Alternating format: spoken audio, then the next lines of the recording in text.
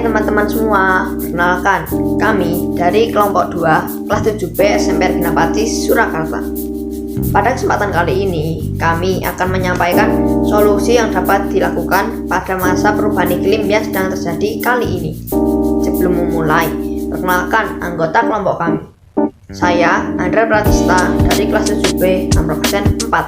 Halo semuanya, kenalin nama aku Kayana Glisida Idistira, sering dipanggil Ayah, dari kelas 7B nomor absen 20. Halo, perkenalkan nama saya Febri Satyandra Jaya, kelas 7B nomor absen 14.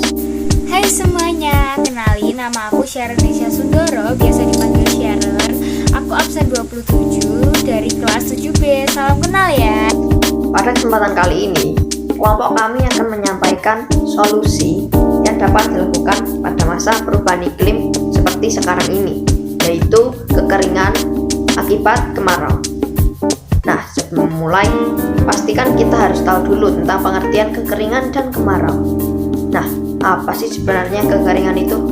Kekeringan merupakan kurangnya ketersediaan air pada suatu wilayah atau daerah. Nah, apa sih sebenarnya kemarau itu?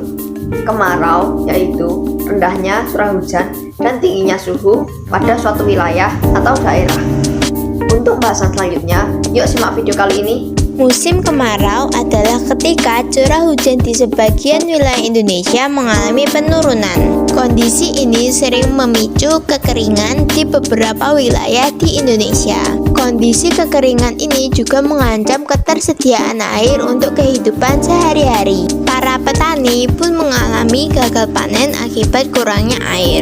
Dan hutan atau ladang rumput bisa mengalami kebakaran dan mengancam ekosistem yang ada. Posisi geografis Indonesia menjadi salah satu faktor yang mempengaruhi terjadinya kemarau. Indonesia terletak di antara dua benua, yaitu benua Asia dan benua Australia, serta di antara Samudra Pasifik dan Samudra Hindia. Indonesia juga dilalui garis khatulistiwa yang membuat Indonesia memiliki keragaman cuaca dan iklim tropis. Faktor lainnya adalah Indian Ocean Dipole. Indian Ocean Dipole adalah fenomena interaksi laut dengan atmosfer yang diamati melalui perbedaan suhu perairan pantai timur Afrika dengan perairan di sebelah barat Sumatera. Perbedaan suhu akan dihitung menggunakan alat. Jika angkanya positif, akan memicu turunnya curah hujan di Indonesia dan mengarah ke musim kemarau. Dan faktor selanjutnya yaitu ada angin muson Asia dengan Australia. Angin muson barat terjadi ketika tekanan udara di Asia lebih tinggi dan menyebabkan musim hujan di Indonesia. Sedangkan angin muson timur terjadi saat tekanan udara di Australia lebih tinggi dan menyebabkan musim kemarau di Indonesia. Pada tahun 2020, Badan Meteorologi, Klimatologi, dan Geofisika (BMKG) mencatat suhu minimum di DKI Jakarta adalah 24 derajat Celcius. Suhu maksimumnya mencapai 35,6 derajat Celcius dengan suhu rata-rata 28,8 derajat Celcius. Dilihat pada grafik di atas, suhu rata-rata di stasiun pengamatan Tanjung Priok lebih tinggi dari suhu rata-rata di stasiun pengamatan Kemayoran. Suhu rata-rata terendah terjadi pada bulan Februari, yaitu 27,72 derajat Celcius di stasiun pengamatan Kemayoran dan 27,92 derajat Celcius di stasiun pengamatan Tanjung Priok. Suhu minimum tahunan yang diamati dari stasiun pengamatan Kemayoran adalah 24 derajat Celcius yang terjadi pada bulan Januari, Februari, Agustus, September, dan Oktober. Suhu minimum yang diamati dari stasiun Tanjung Priok adalah 24 derajat Celcius yang terjadi pada bulan Desember. Suhu tertingginya mencapai 35,2 derajat Celcius yang terjadi pada bulan Mei dan Juni. Nah, kita kan sudah melihat grafik rata-rata suhu di atas. Kita akan bahas tentang kemarau yang sedang merebak di masa globalisasi sekarang ini. Yuk kita simak tradisi unik, yaitu tari memanggil hujan yang dilakukan di kondisi kemarau. Perubahan iklim membuat beberapa daerah di Indonesia mengalami paceklik atau musim kemarau yang panjang yang meningkatkan suhu udara secara ekstrim.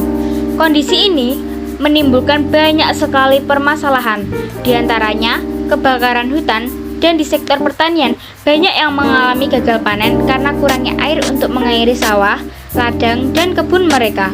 Di Jawa Tengah ada salah satu tarian untuk menangani musim kemarau, yaitu Tari Sintren, yang berasal dari pesisir utara Pulau Jawa. Tari Sintren yang harus ada ketika upacara adat untuk memohon hujan dan diadakan selama 40 malam secara berturut-turut. Tarian ini diperankan oleh gadis yang masih perawan dibantu oleh pawang dengan diiringi gending 6 orang. Gadis itu diikuti dengan tali dan dimasukkan bersama dengan busana dan perlengkapan rias ke dalam kurungan ayam yang berselubung kain. Lalu pawang berjalan memutari kurungan ayam sambil merapalkan mantra memanggil roh Dewi Lanjar.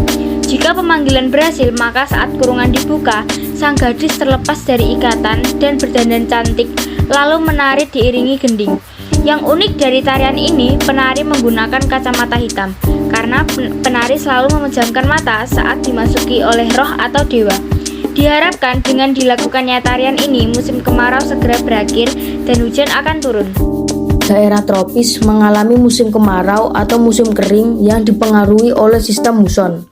Wilayah tropis di Asia Tenggara dan Asia Selatan, Australia bagian timur laut, Afrika, dan sebagian Amerika Selatan adalah wilayah-wilayah yang mengalami musim kemarau. Berikut adalah langkah-langkah mitigasi bencana kekeringan. 1. Masyarakat disarankan untuk memanfaatkan sumber air yang ada secara efektif dan efisien. 2. Memprioritaskan pemanfaatan sumber air yang tersedia untuk keperluan air baku dan air bersih. 3. Menanam pohon sebanyak-banyaknya di lingkungan sekitar. 4. Membuat waduk yang disesuaikan dengan keadaan lingkungan. 5. Membuat dan memperbanyak resapan air dengan tidak menutup semua permukaan dengan plester semen atau keramik. 6. Memberikan perlindungan terhadap sumber air bersih yang tersedia. Kita sebagai anak muda harus menjaga bumi ini agar Tidak terjadi perubahan iklim. Dapat mengakibatkan bencana yang dapat merusak lingkungan alam. Mari kita mencegah perubahan iklim. dengan cara mengurangi penggunaan alat listrik Untuk menghemat energi, Mengurangi penggunaan kendaraan bermotor, mobil, dan menggunakan sepeda. untuk menghemat energi atau berjalan kaki. Dan melakukan reboisasi. dengan cara menanam satu bibit tanaman pada hutan yang gundul. Terima kasih teman-teman yang sudah menonton video kami. Jangan lupa like, subscribe, dan share ke teman-teman kalian. See you next time. Goodbye.